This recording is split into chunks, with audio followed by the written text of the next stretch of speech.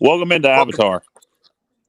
welcome in to the Sports Objective podcast. Our Pirate Playback Pirates lose, unfortunately, 27-23, a heartbreaker to the Naval Academy, to the midshipmen. I'm Dave Richmond along with Kyle Barber. What's up, dude?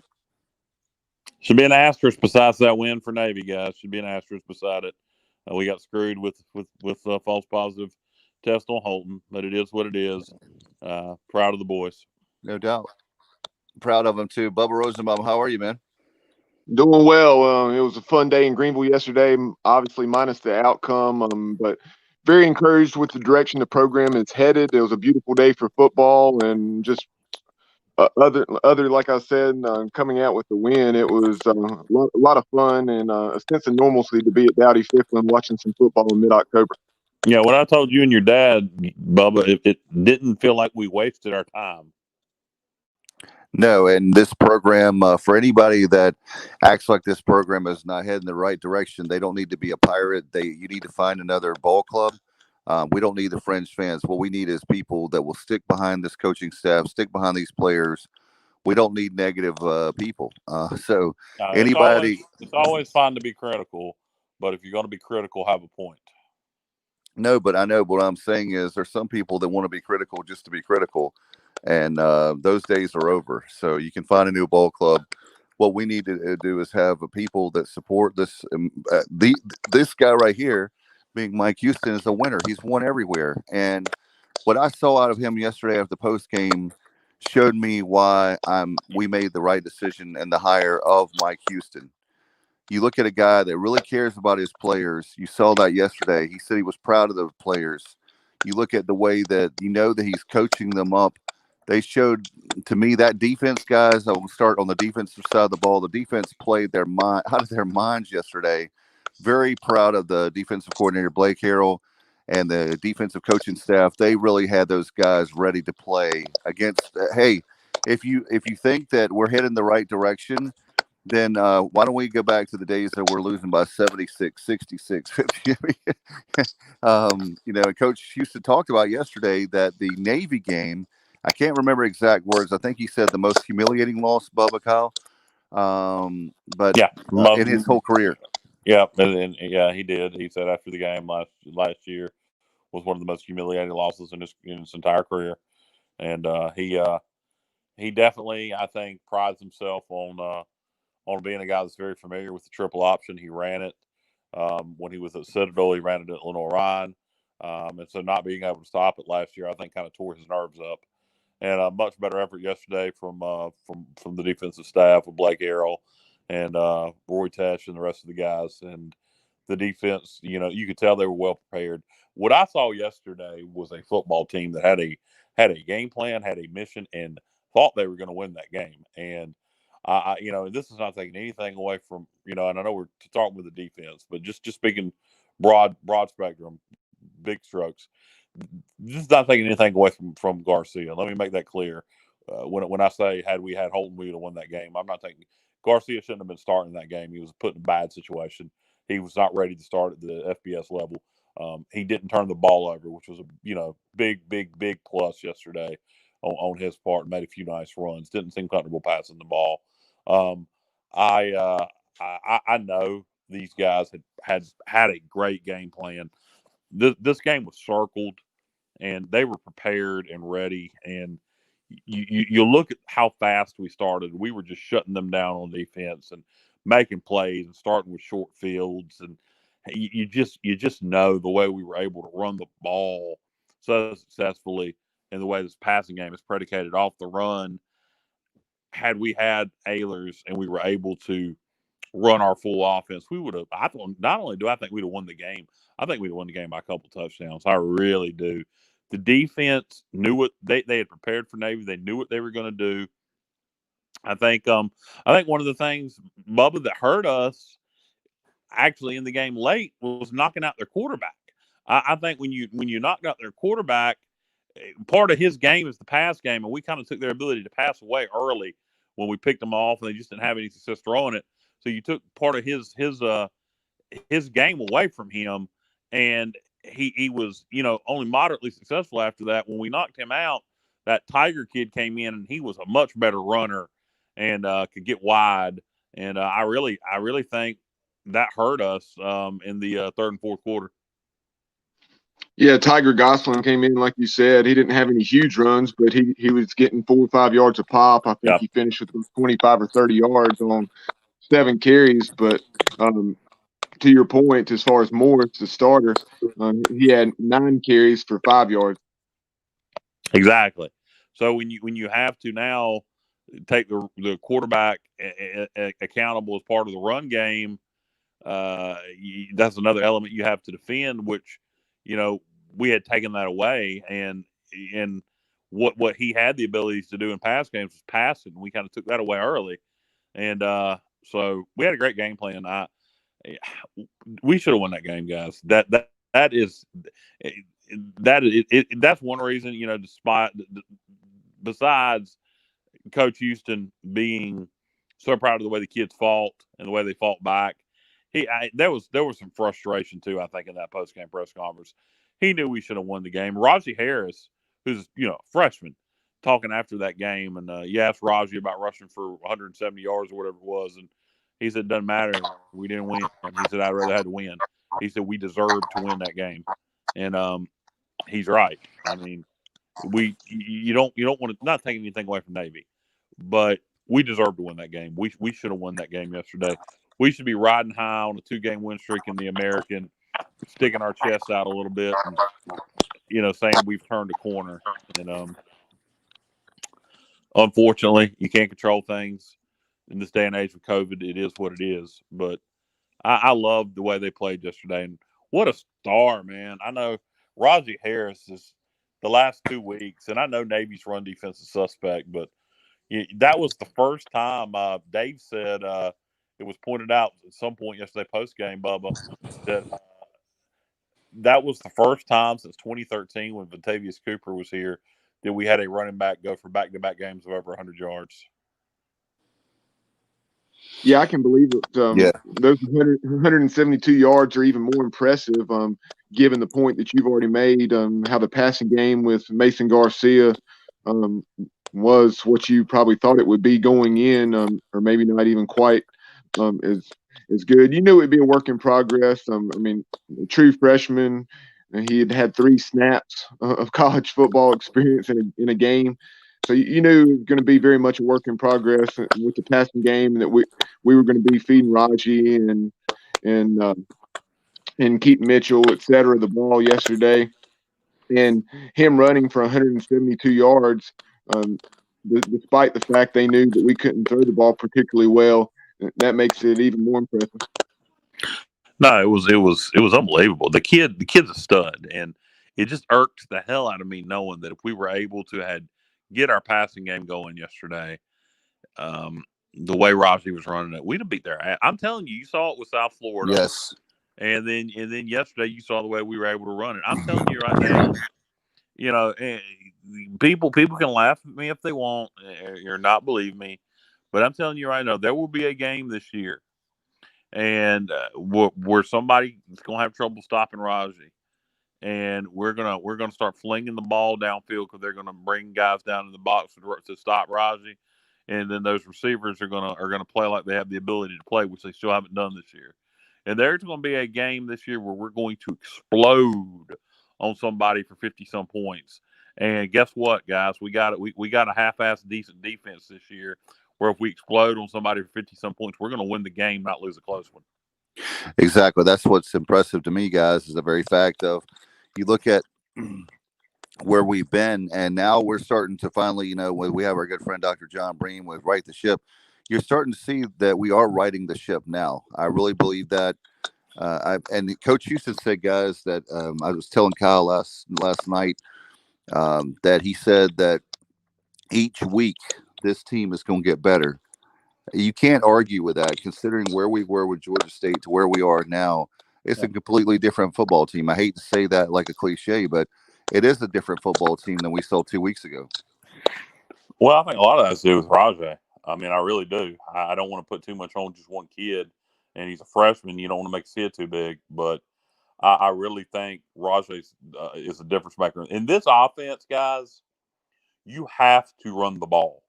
And if you can't run the ball in this offense, you're not going to be successful the way Houston wants to run it. And my preference is, I'd have a more wide open offense, but this offense can be successful if you have a good running game. And Rajay Harris is an SEC quality back. He really is.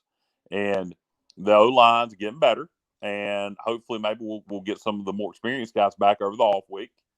And I think he's one of the biggest differences on the offensive side of the ball. I think if you look, and I know Georgia State lost Wednesday night or Thursday night, but they put up 52 points in that loss. And then you look at South Florida this past week, they lost, but they put up 37 points. So you look at what our defense did, even in that Georgia State game, we held them into the 30s. And we really held them to less than that. I mean, because didn't they have a special team score? Or they got to No, they had Holton threw a pick six. Pick six, yes. So the defense really held them to 20 because I'm not counting that last score because it was garbage time. And then you look at South Florida, we held them 17 points. Again, they had a garbage time touchdown. And they dropped 30-some this week on Temple. So I think our defense, and you look at what they did yesterday, I think our defense is better than what we thought it was. I don't think our defense is nowhere near where we want it to be, but I think this is the best defense, and it's getting better every week, that we've had in a few years. And, I think it's going in the right direction. And I'm going to be honest with you. I wasn't sold necessarily on the Blake Harrell hire. And I'm starting to come around on that. These guys move a lot. There's a lot of movement on the defense. They fly to the ball. We seem to be able to make adjustments in game. So I think the future's bright on that side of the ball too. I'm feeling good. The one thing I'll say in a recruiting standpoint, we got to get another back like Rajay, because I nothing against Penix, nothing against the rest of these backs, nothing against the other freshman that's playing right now. Mitchell. Thank you, Keaton Mitchell. He's a speed back, small guy. I really, unfortunately, hate to think what would happen to our offense if Rajay went down. I think he's that important to it. I think we need another back of his ilk, which ain't easy to come by. And that's not, again, taking anything away from Keaton Mitchell or Darius Penix or anybody else. But I'm excited to see this team going forward. We got the off week, and it may be a good time for it. But I'm ready for the Tulsa game in 2 weeks. Hey, Bubba, I was going to mention that very fact that this gives us a chance to have the bye week. You have Tulsa. And one of the things, Bubba, I want to mention right before Tulsa, just to get your thoughts, and maybe Kyle, is the very fact of the one thing I'm impressed about with the staff. If you noticed yesterday, the depth that we have now that we haven't had in a long time, that really was something I thought about during the game. Depth where? Well, just like D-line, you have the running back situation where before we may have had, like one guy that we were hoping could turn out. Now we have Raji, we have Mitchell, you have Mooney's had some health issues, but he's coming back. You have Penix that we still have. Yep. We've got at least 4 guys that can run the football. And I don't know what the deal is with Hayden. One of the things is he's had trouble with protecting the football and fumbling a lot. Maybe that's why. But Hayden is somebody that you've got 4 or 5 quality backs in the running back room right now.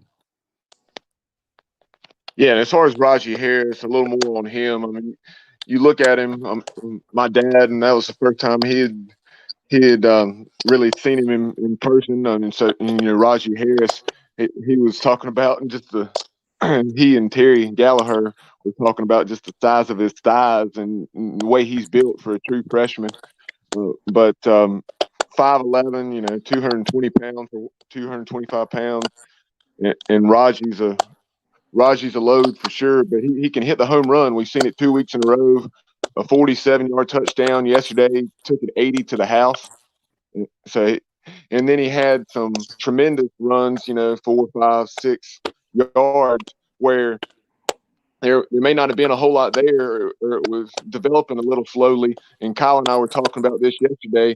Rajay did I don't know. Are you guys hearing that popping? Yeah, but it's not that bad. Okay, but Raji did a good job of keeping his feet going, keeping his shoulders square to the line of scrimmage. And then when a hole did open, he allowed his blocks to develop and made the most of what was there and had some excellent runs. Yeah, he has the ability to create yards on his own and be patient and find the crease and and make something where there's not. Like I said, and this is not taking anything away from any of the rest of the backs and the depth they've talked about. We do have backs that can make plays for us and can relieve Raji, and particularly when the passing game's there. When the passing game's there, then you're going to have more run lanes. But what Raji Harris is the type of kid who can do. He can make yards on his own, and make no mistake about it, guys. And again, I'm not taking away from anybody else. This is not against any of the rest of the backs. This is not against the O line. This is not against the receivers. This is not against Garcia because he shouldn't even have had to been out there. If we didn't have Rajay yesterday, we wouldn't have been in that ball game. I firmly believe that. I believe that. You're right. The running game has been something, guys. Bubba, you know that. The running game has been something we've been talking about. How many years now? Like going back to that stat. I mean, the last 5 or 6 years, maybe 7, we haven't really had the running game we've wanted, and now we do. Yeah, no doubt. And that's one of the things when we went down 27-13 in the third quarter yesterday. Well, we got our work cut out now for sure, and we responded right away. We hadn't had much of a passing game, but then that was when Raji produced the 80-yard touchdown run, and all of a sudden it's 27-20, and we're right back in the football game, feeling pretty good about things. And then the defense comes out and gets a stop, and when the defense got that stop, they forced a 3-and-out. We get the ball back, we're putting in field position, we're going right down the field. We overcame one bad snap. We have 2nd and 6 down about the 15 or 16-yard line. Have another bad snap that puts us in 3rd and 11. We can overcome it and have to settle for the field goal. And then they are late, even though Navy wasn't able to produce a scoring drive. They had something like an 11-play 30-yard drive that consumed about 6 minutes, which created a situation there at the end where we were trying to go, 80 or 85, well, I guess 75 yards in a matter of, 20 or 30 seconds. Yeah, a couple things off that, Bubba. One, it was hard to tell whose fault the bad snaps were, whether it was on the center or the quarterback. On one of them, Clip said that on the replay, watching on TV, that it looked like that Garcia was talking to I don't know if it was Raji, I don't know who was in it running back at that time, but it looked like he was saying something, yelling something at the running back, and the center thought he said, height, and that's just you got the different quarterback. You're not used to his cadence and what he's saying, and center snapped it wrong. I don't know what happened. Yeah, I heard Coach Smith talking about that one, and that was one. Based on what I saw, I think that was the one we overcame, where it rolled back there, and then we ran for it with Garcia, where he picked up 3 on 4th and 2. It looked to be where Fernando Fry started to snap it, and then it rolled back there because he tried to hold up. But in addition to that possession, there were other possessions. The time where we had I got one. I probably know where you're going, Bubba. I don't second guess Coach Houston on decisions too much, but that decision to go for it at about the 40 in the third quarter, on 4th and 2, I was shocked and I was screaming at the top of my lungs, pump the ball, with some other adjectives. I thought we could have flipped the field on them right there. And to me, you did not want to give them a short field at that point in the ball game, despite how well the defense played. And they came out and scored. And you'd love to know what would happen had we punted there and planted them deep and went to the fourth quarter with a 20-13 ball game. But it is what it is. That play it's another one that just bothers me. It really don't fit Coach Houston's personality type. He's the kind of guy who I think would punt there most of the time. It surprised me. And you talk about flipping the field. In the first half, we had the better of the field position for the most part. We had 3 consecutive drives where we started in at Navy's 44-yard line or inside of Navy's 44. And on those 3 possessions, we had 10 points out of a possible 21. The one that really hurt us was obviously the blocked field goal. I think it was only about a 31-yarder that got blocked. Yeah. But that one came to mind. And then you referenced the third quarter situation. We lost the battle of the field position there. We came out, got possession in the ball with the game tied there coming out of halftime. Had the ball right about midfield after getting a couple of quick first downs, one by a Raji run and then also one by a pass interference call. And then when we put the ball on the ground and you saw that play out or that affect how things played out through the remainder of that quarter as Navy put a couple of back-to-back scoring drives together. We stopped them initially, but then on our next possession, we go 3 and out. Garcia got sacked inside the 10-yard line. John Young did get off a good punt, but then they still got the ball at the 40-yard line. And they had a couple of big runs on the dive, and then they had a more methodical drive where Tiger Gosselin was in there, and they went 11 or 12 plays for about 55 or 60 yards. And that's when we were in that 2-touchdown hole that we already referenced there late in the third quarter. Whatever happened to the punt hitting the ground and rolling?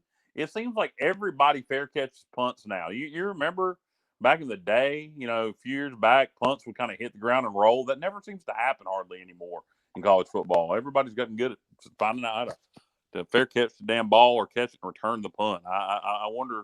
That's just something I thought of. Remember the coffin corner punt? That's gone too. That never happens. You read my mind, Kyle. That's definitely and it seems to be that way. It'd be nice to have some numbers to see if we're accurate on that. And it's certainly one of the qualities of a good punt returner to be willing to step up there and catch the football. But I think it has something to do with the coffin corner kind of being a lost art. Yep. I think the main time you see punts to hit and roll now are, of course, when you have a rugby punter. Yeah, I know. And we have one. And nothing against Young. He does a good job. But I wouldn't mind seeing the Australian out there and see that damn ball roll some and get a bounce. And I don't know. Something else I had thought of, and it just slipped my brain as I was saying it, so I'll pretend like I cut out and hadn't said anything.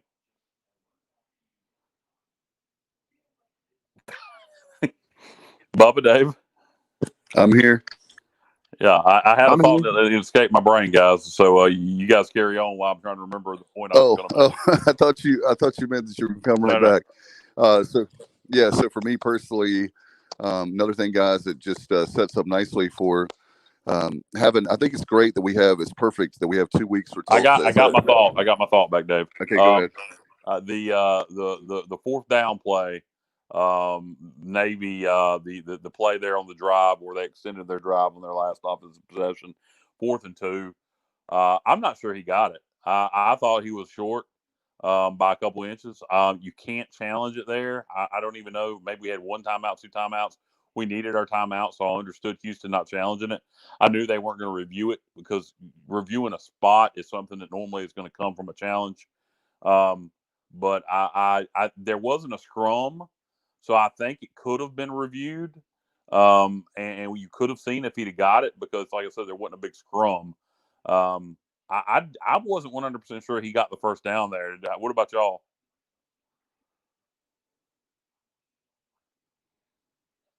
Guys? I lost you there for a moment, Colonel. Which scenario were you talking about? The last offensive possession for Navy when they picked up the 4th and 2. I'm not 100% sure he picked up that first down, and I know most of the time a spot review is going to come from a challenge. They don't review spots very much on their own, and you need your timeouts there. But there wasn't a scrum. I think you could have reviewed that because I think you could see. I'm not 100% sure he got it. I saw several Pirate fans tweeting about it. Saying that he was short, and I saw Holton Ahlers tweeting saying that review that spot, he's short. once they marked the football, I was sitting pretty high up at that point, right at the 50-yard line. So I ran over a few seats and to get it head-on look at it. And I knew that he had picked it up. But, yeah, as far as the spotting of the ball, not having the luxury of a replay, I'm not sure. But I know a lot of folks were saying, including Dave, that it was a poor spot. Yeah, I think it was. And, It was a poor spot. I think you could have reviewed that. And I understand why Houston didn't challenge it because you need those timeouts at that point in the game. But, boy, I tell you what, if you get the ball back right there, you're in business. That was around midfield. That could have been a dramatic ending for East Carolina. But it is what it is again, man. Boy, that Yeah, you'd like to have that one back. And if you wonder what happens if you get what the ball. Happened for us was it was at least a half a yard short. We were in the press box. You could clearly see he didn't make it. But what do? You can review it. You can challenge it. Yeah, it was a pretty gutsy call by Kenny Matalola. Yeah, it was. And I tell you what, though, if we get the ball back right that's there.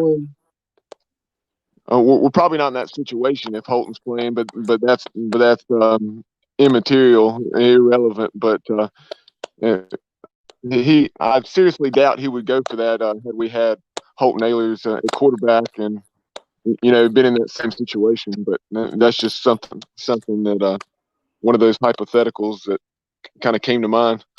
You know what I call if we stopped them there? Play action to Rajay Harris, and I go deep and see if it's there. See if it's there. I bet it would have been. Oh, but I would have loved to have seen what would have happened, how things would have played out had we been awarded the stop. I'm not going to say if we'd have got the stop because I'm not convinced we didn't. If we'd have been awarded the stop and got the ball back there around midfield, and we could have had some magic in Dowdy Ficklin yesterday. Yeah, that was a frustrating drive. It was. You imagine how many people had we won that game, like on the last second drive going down the field. You imagine how many people over the years would have lied and said, "Oh yeah, I was at that game." Yeah, that was no question about that. Typical death drive that you fear against Navy because, like I said, they were only picking up about 3 yards of play, but they were doing enough to move the chain 2 or 3 times. 11 plays for like 30 yards, and if 30 yards, it consumed about 6 minutes off the clock. 3 yards on first down is normally good against most offenses. You need to hold them to 0 to 2 yards on first down because they will go for it on fourth down. And if they get 3, they got a first down. So they don't mind getting 3 yards every time because they'll get 3 yards on fourth down also. And that's why I say first down is key against them. And you saw it several times yesterday where on first down we held them to 1 yard, 2 yards, or 0 yards. Or if you have the fact that you have where it's a TFL, you stop them behind the line, then you got where there might be a second down and 12. That's even better. And speaking of making things happen behind the line of scrimmage, how about yesterday? We forced those 2 turnovers right there in the first quarter and a half. So we had Malik Fleming. Navy had a little bit going. They had hit Carruthers on a pass over the middle. Had a good field position, and they went play action. And Malik Fleming was really the only person that looked like the pass was intended for him, and made a nice catch and got us a turnover there early. And then we also had a fumble down in the red zone. But we definitely did a lot of the things that you would need to do to beat Navy. We just didn't capitalize on some of those opportunities once we created the miscues. Yeah, those guys were coached to get off to a fast start because we did yesterday, and just unfortunately didn't have our all our weapons on offense, and I could not take full advantage. I think, and you hate to keep harping on this, but and I don't want anybody to think we're picking on Garcia because we're not. But if we'd have had Holton, man, I really believe halftime would have been like 24-7 at worst, 24-13, something like that.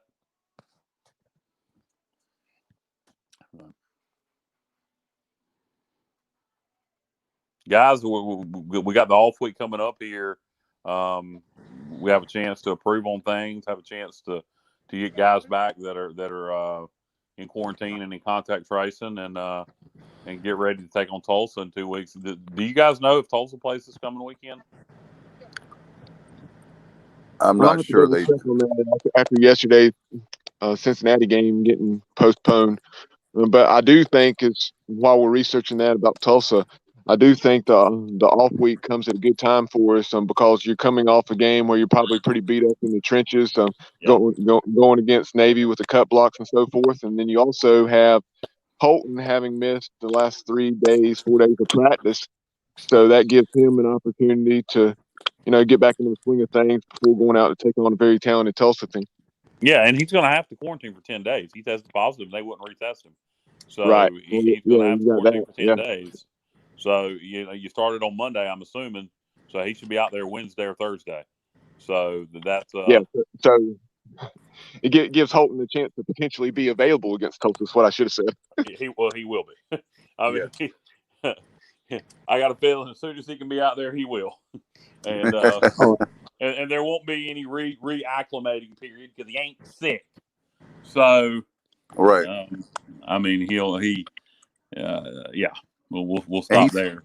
He's still going to be working. Another thing, guys, he's still going to be working on his individual game. Plus, Sure. he can work on all that kind of stuff. And as far as the film, I mean, he's working on Tulsa today. So for anybody that thinks that he's going to be rusty, and like you said, Kyle, he'll be fine. He's not coming off an injury. He's not sick. He doesn't have COVID. And we need to one thing to address. I didn't hear you guys address it yet.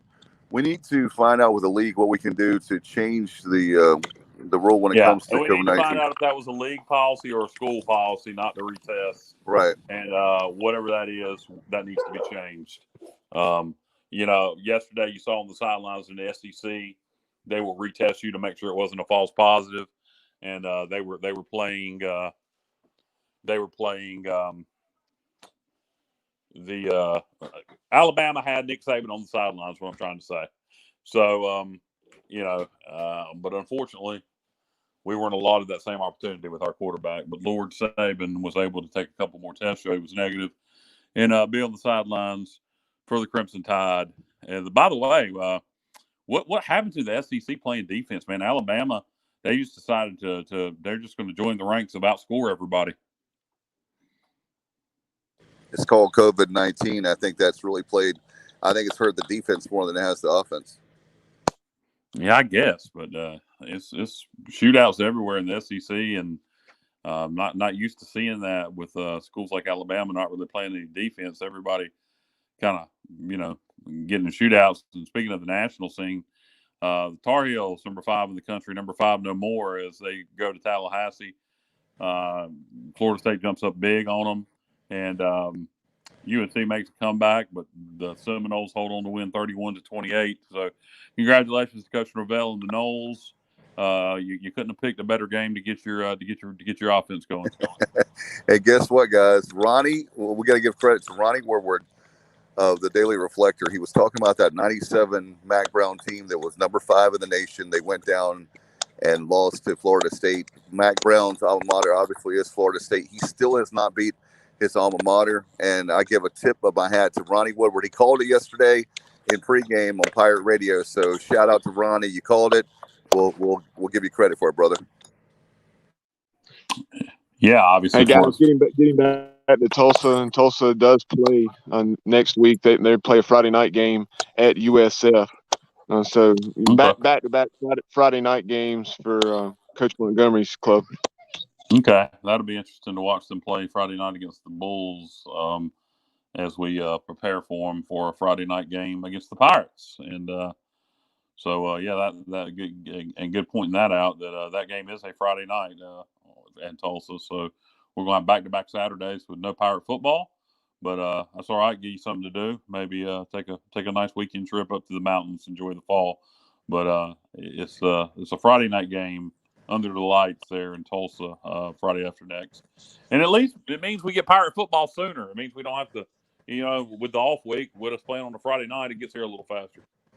Yeah, we have the Friday night with So we have the Friday night at Tulsa. We come back a Saturday home against Tulane, and then guys we'll have the Friday night game at Cincinnati. Remember I think that was a Thursday night game. They moved to Friday night, so that would give us an extra day, which is good too, Kyle.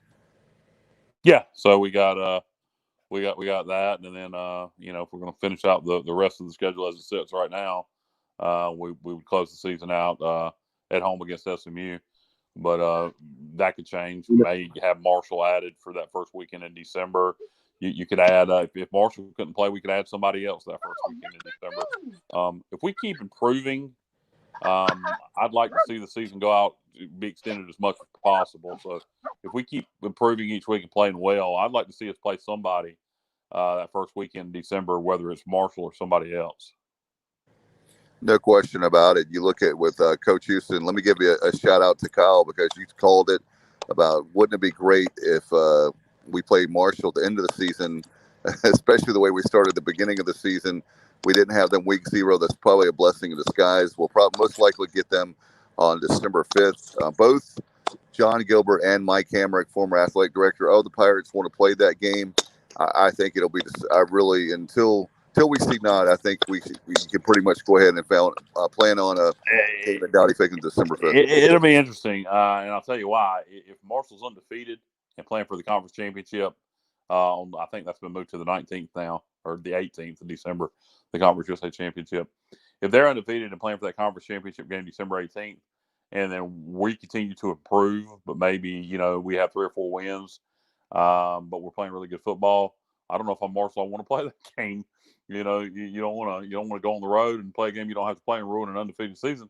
So that'll be interesting to see if that game gets played. I think it's a good possibility it's going to get played, but it hasn't been announced yet. And the the Conference USA Championship game has been moved officially from December 5th, and we know we're not going to be playing for the American Conference Championship. So the fact that there's been no formal announcement just yet, it's a little surprising to me. I would expect that to be coming in the next couple of weeks if we're going to play that game. And guys, if we can get some more wins, a few more wins, which I think we will, we would have an outside shot, don't you think, at playing in a bowl game? Well, that ruling should be coming down in the next week or so about how they're going to handle the bowl selections for this year, what the win requirement is going to be, or if there's going to be a win requirement. It already came out. Yeah. Okay, so what is the guidelines? They don't have any. They didn't put any limits on the number of because of I guess the. So anybody. So they didn't put any guidelines on it at all. So I didn't see the number of wins. They don't have it up there. Yeah. Yeah. What I saw, there is no minimum win requirement. So you could, like we had discussed several weeks back. Is there a pecking order, Bubba? Did they come out with a pecking order where they got to take? There may be, but I have not seen it. Okay, well, we need to research that a little bit because I know that ruling was coming this month. Yeah, I think that may have been what Dave was kind of getting at. If we win 4 or 5 ball games, the more wins you have, obviously, the better position we're going to be in to go to a better bowl. Sure, you never know what matchups people want to see. You could have like an undefeated Coastal Carolina team down in Conway, South Carolina, who wants to play, who's begging the team to get a regional opponent, and who knows? You could have the Pirates traveling down there just because that's who they want to play. So that's interesting. We need to do some research on that and see if there's a pecking order. Looking at the remainder of the schedule, I'm going to be honest with you. With 5 games to go, and as tough as this schedule is, I think we went 2 out of our last 5 and finished 3-6. And again, maybe we'll play one more.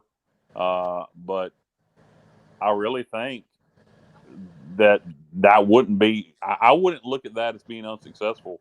People may sneer at 3-6, but as tough as the schedule is, you win 2 out of these next 5, they're going to be good wins. And if we could somehow win 3 and finish 4 and 5, that would be huge. Then I say let's definitely find a game for the first weekend in December and see if we can finish 500. Whether it's Marshall or Western Carolina or anybody. Kyle, that's a great point about Coastal, though.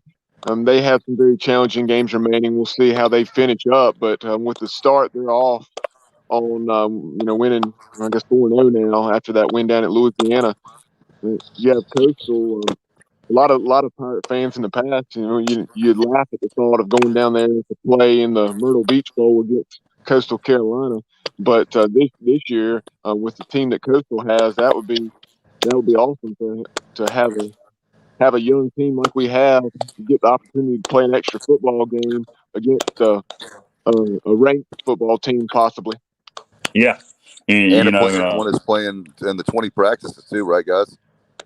Sure. Yeah. Yes, and that's a big thing. You get another 15 practices.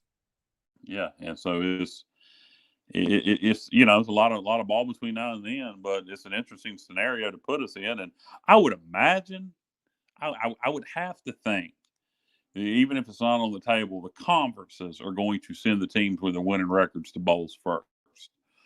But after that, it's going to be a cluster, because how are you going to sit here and tell me that a 4-win East Carolina team, or even a 3-win East Carolina team that played a full schedule, isn't just as deserving as going to a bowl game as a 3-3 MAC team that only played 6 games?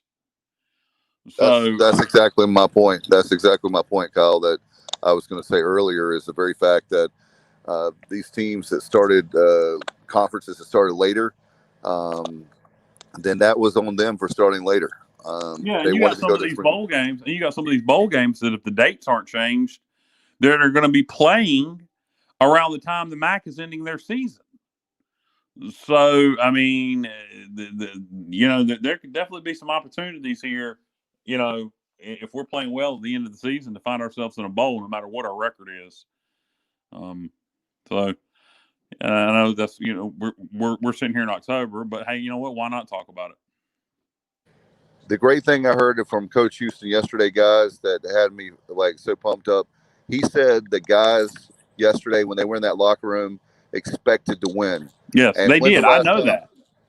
I could watch that yesterday in the game, Dave. Yeah, when's the last time we? I'm sorry, I was just going to say, when's the last time we had that? Win? Yeah.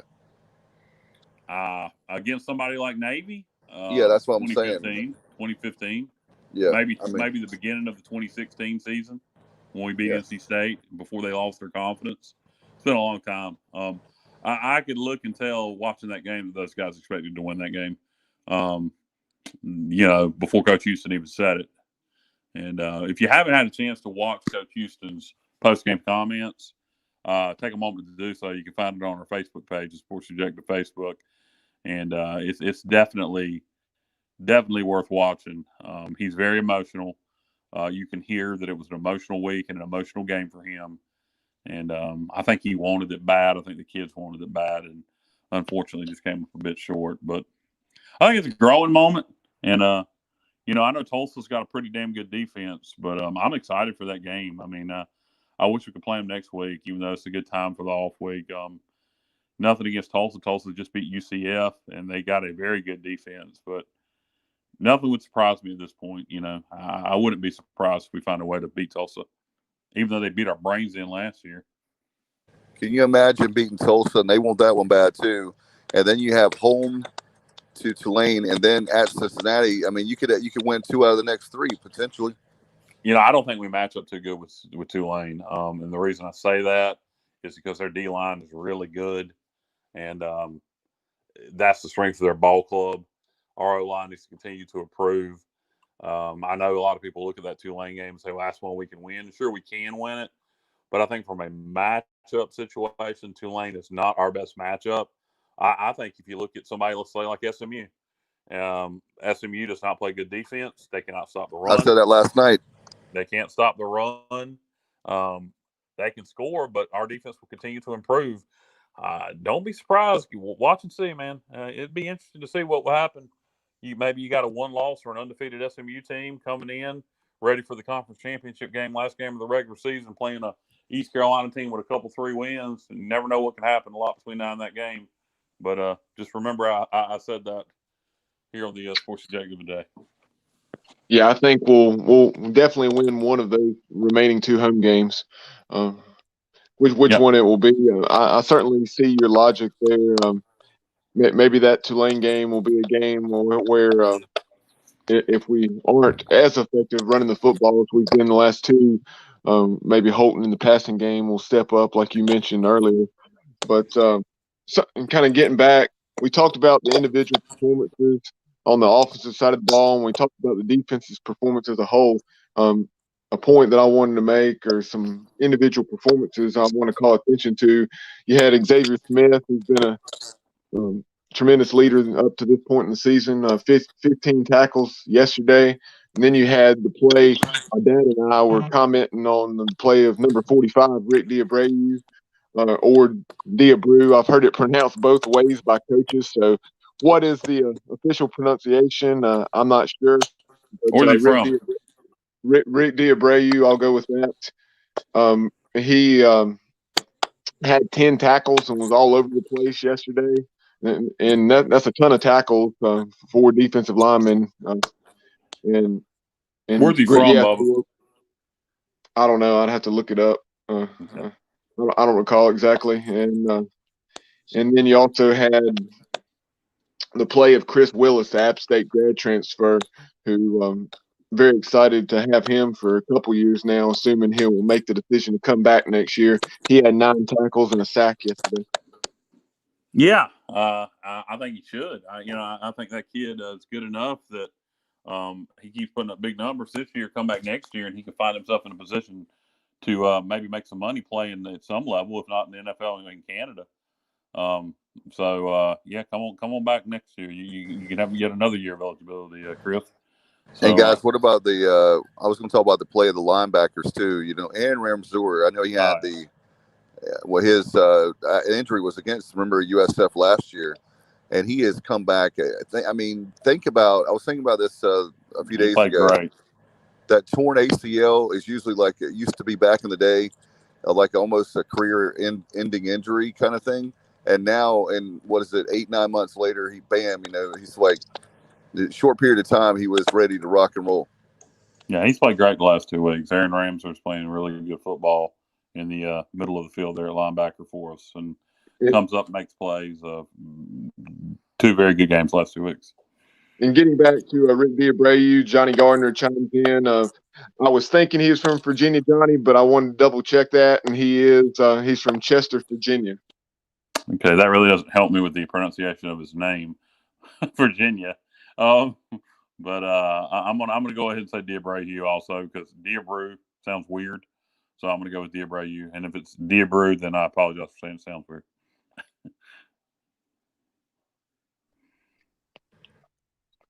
But I know we talked about that North Carolina Florida State game. What were some other games on a national level, be it a top 25 matchup or just some other good football games that stood out for you guys yesterday? Well, Alabama Georgia obviously was a shootout. Alabama got the W. I didn't watch a whole lot because of being at our game, and then on the road back home, stopped and got some dinner before we came home. Hook and Reel, by the way, official sponsor of the sport. No, it's not, but Hook and Reel in Greenville, guys. If you hadn't tried it and you like a Cajun bull or a Low Country bull, check it out. But nonetheless, other games that stuck out to me. If you go back all week, Houston and BYU Friday night was a lot of fun. SMU Tulane Friday night was a lot of fun. Both very close ball games. BYU is the real deal. Tulane almost upset SMU, lost in overtime. The Sun Belt games in the middle of the week between between Arkansas State and Georgia State was a shootout, 59-52. Coastal Carolina won an instant classic against Louisiana Lafayette. We talked about the way Coastal's playing. Those are the games I watched more this week. This weekend, UCF Memphis, guys. How have we not talked about that? Yeah. Wow. UCF Memphis was an absolute shootout in the American, back and forth. At one point in the fourth, UCF went up by 2 touchdowns, and Memphis said, "Nah, we're not having none of that," and just kept right on scoring, 50-49.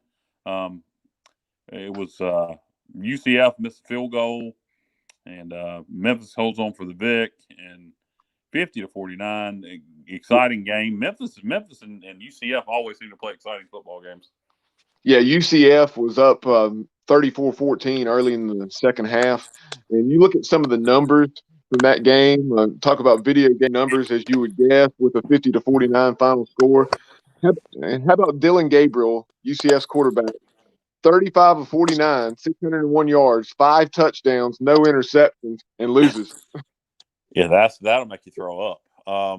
And then for Memphis, you had Brady White, 34 of 50, 486, and 6 touchdowns, no interceptions. That's efficient. That's efficient offense and piss poor pass defense. I that is the first time UCF has lost 2 games in a row since 2016. Their fan base will be freaking out. It's still a very good football team. Something the UCF needs to keep in mind. They're not trying to win a division this year. If they finish second in the league, they can still play for the championship. You're going to have 1 and 2. So they can still control some of their destiny to a point. Memphis already has a loss in league. SMU undefeated. I don't know if UCF plays Memphis, and if they do, or UCF plays SMU, and at what point in the season they do. But it'll be interesting how this thing plays out. Who's going to end up playing for the conference championship this year? Obviously, Cincinnati has something to say in that too. Yeah, that's going to be interesting to see how the conference race. And another thing, guys, I wanted to talk about with American is we talk about it on a regular basis, but again, yesterday is how evenly balanced the league has become. It used to be pretty much just UCF and everybody else maybe throw in there a Memphis, but there's a lot of quality, including our football team for next year, for 21 and 22. There's a lot of great football in the American now.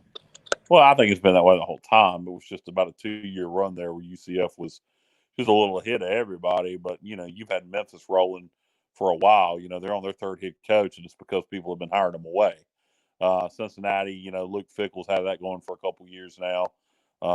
And SMU, obviously, has taken it to the next level with Sonny Dykes down there. And then Houston was rolling for a while. They kind of took a step down, and they're back up this year. They lost to BYU Friday night, but they're a pretty good football team. I mean, the thing about this league this year is they're the bottom of the league, which unfortunately you still got to include East Carolina in that, and South Florida.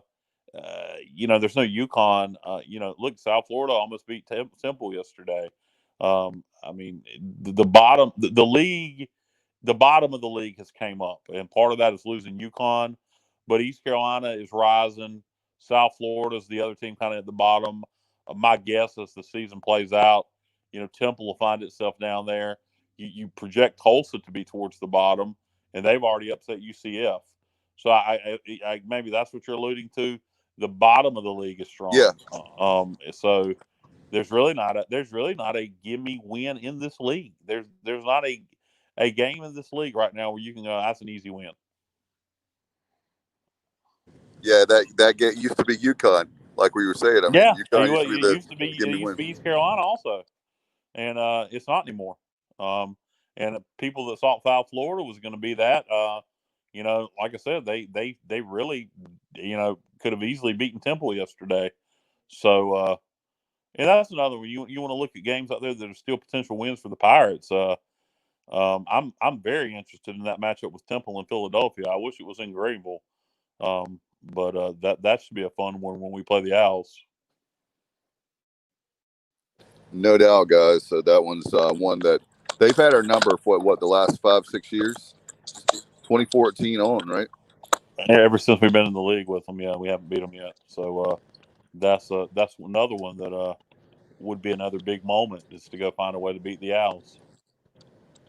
I mean, that 2014 game when we're ranked, I think, 16th in the college football playoff, and we go up there and it's raining. You have multiple fumbles that day. I forgot, it was like 5 turnovers that day. It was god awful, considering that was uncharacteristic for a Shane Carden team.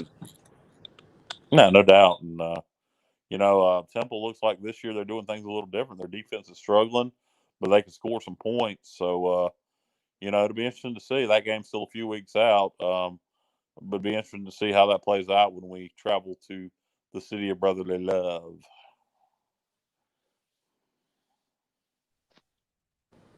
No doubt about it. I think that on one of these days I'll learn how to unmute myself. But like Coach Houston said, we were talking about earlier in the show about how this team is going to get better each and every week. Well, if we're playing like this or even better by the end of this season, then look out for anybody we're going to play in November. Not knocking anybody in November because it's a really tough schedule. But like you said, Kyle, there could be a couple teams that we sneak up on. And then if you have another game you schedule, or if you schedule that Marshall game, you might find yourself where you're 4-6, 5-5, and in the hunt for a bowl game. And can you imagine, after all this program has been through, if we could somehow find a way to go to a bowl?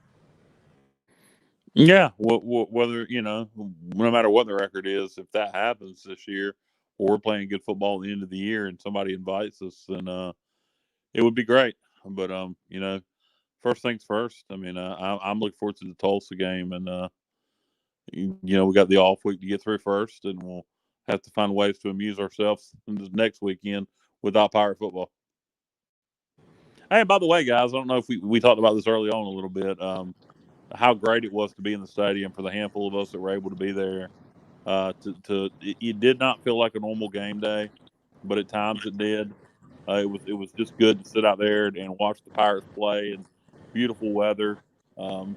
It was just nice to be there and have like I said, it didn't feel normal, but it was cool.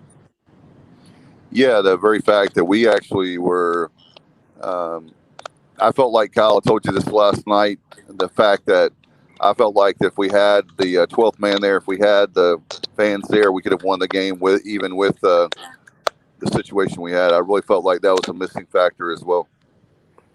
Yeah, there's times that could have made a difference. Sure.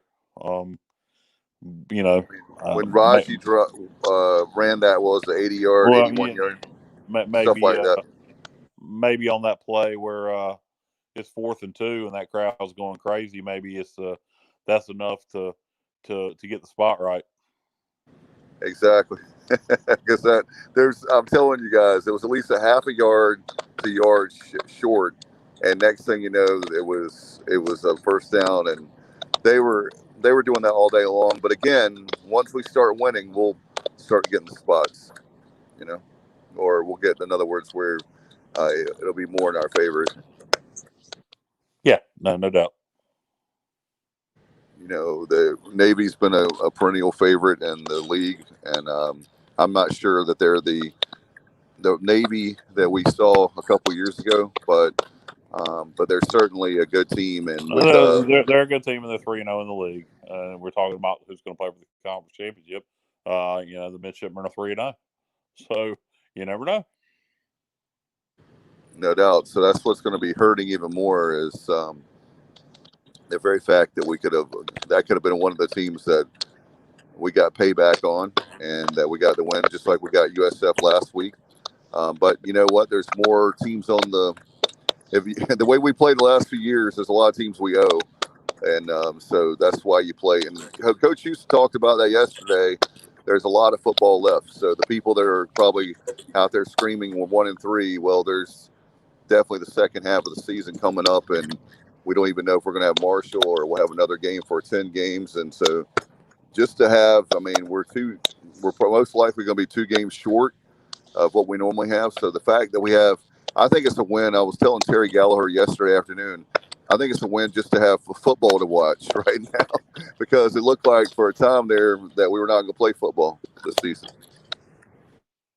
Yeah, no doubt. I'm glad there's football to be played and football to watch, and there should be at least a couple more wins out there before the season's over. All right, guys. I tell you what, very excited. We'll have, I know, Bubba, we've got a big week as far as the sports objective coming up. And we'll try to see if we can get, there's one guest that I told both of you off the air. We'll try to get, we won't have our traditional, obviously, Pirate preview because there's not one. So there's nothing to preview, but we will have a Thursday show. And on Tuesday night, we got a big show, don't we, Bubba? Yeah, college basketball season is getting cranked up, and we had East Carolina basketball's virtual media day on Thursday. So we have that on YouTube as well as Facebook.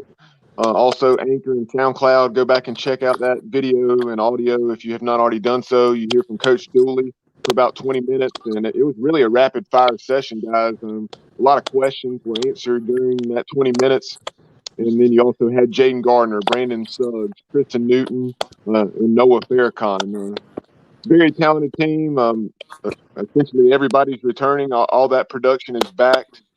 So we're looking forward to hopefully another step in the right direction. And hopefully we'll find a way to get into the middle of the AAC standings this year. But on Tuesday night, we'll hear from Chris Patola. And Chris Patola is what is the son-in-law? Is that right? And son-in-law Yes. of Coach Mike Krzyzewski? Yeah, he's the third. Mike Krzyzewski has 3 daughters. It's the youngest daughter, Jamie, and he's married to her. He's actually, like Coach K, he's a graduate of West Point. He's a cadet from Army, and obviously he wants to beat Navy. So, but anyway, we'll have him, and also our good friend from Pirate Illustrated, Mark Lindsay, and I think we're working on a third guest that'll be interesting for Pirate Nation. So we'll have a big Tuesday night, and then we're working on Thursday's show as well as we speak. So it's going to be a great week, even though we don't have a Pirate game to preview and a Pirate game, unfortunately. We'll still have a great week of shows, and I'm sure we'll have, obviously, Bubba Inside the Slant, so we'll do that in a college football playback this weekend as well. We'll also have the Inside Slant. The Inside Slant, yeah. Inside the Slant. What do you do if you get inside the slant, Dave? The Inside Slant. I got used to it. I was going to do we're going to name it initially a tailgate show. That would be a lot easier for me to say. But anyway. Inside the Slant. Inside the Slant. All right. What do you guys have? What do you guys have before we go? Well, I'm excited about Inside the Slant. And besides that, I got nothing. All right. What about you, Bubba? Just hang in there, Pirate Nation. I know yesterday was another frustrating setback, but it was a frustrating setback of a different type. You see the progress. You see we're headed in the right direction. Believe in Mike Houston and this coaching staff and know that brighter days are ahead. I concur with you on that. I feel like that Mike Houston people yesterday, I don't know how many people are going to be calling for Mike Houston's head. If you can't, like, again, if you don't see the progress that this team is making, then you need to just find another team. I really didn't see a lot of negative reactions yesterday, to be honest, which is good. Yeah. I'm just saying that I don't think there is now, like maybe a couple weeks, but we'll get that done, guys. And well, I'll tell you what, we'll have fun this week. Enjoy yourselves. And Kyle, I'm glad you had a big birthday week. Sure. And big 40. Kyle's 40 now. All right. And we'll see you guys on Tuesday nights. We'll have a big show. Until the meantime, you've been watching and listening to the Sports Objective, the Pirate Playback, as Pirates lose 27-23 to Navy. And we'll see you next time right here on the Sports Objective. As always, go Pirates.